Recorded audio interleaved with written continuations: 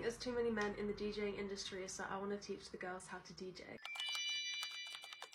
So now you know how to blend and beat match. There's a few additional tips that I want to give you for mixing. Obviously there's so much stuff you can do on decks, it's literally like limitless. As I said in my last video, just watch videos of people that play similar music to you and see what effects they use, how they blend tunes, and you can just pick up things within your genre that way. Even music that you don't play, it can be helpful as well. There's so many different ways to mix, so many different effects to use. If there's anything in specific you want me to touch on, I can, but I'm just trying to give you the basics. Something that's really useful for mixing is mixing in key. You can do this by going to the key option in your decks, or there should be an option in your laptop where you can do it by key as well on record box. If you're not sure what song to mix into the next song, go onto the key section and then you'll find songs that are in the same key or a neighbouring key. It doesn't always work, but most of the time if you mix in key, it actually works quite well. If you're using a controller, by the way, I know a lot of them don't have like effects buttons, but if you go into the pads at the bottom, and then there's a setting in record box that you can use, and the pads can be different effects. I think it varies depending on your decks, but if you have the pads, they can also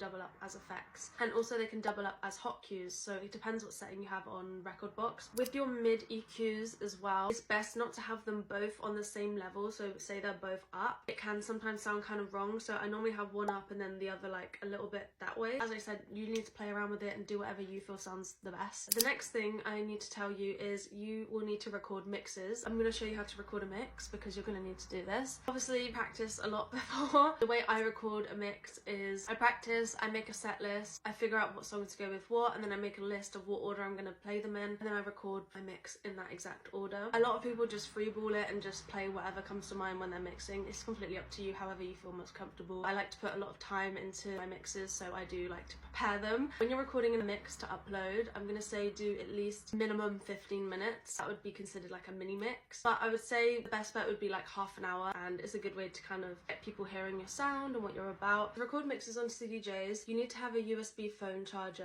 and you need to plug your phone in and the USB bit into the mixer, into this part here. Then you need to open this app on your phone, well, download it first obviously.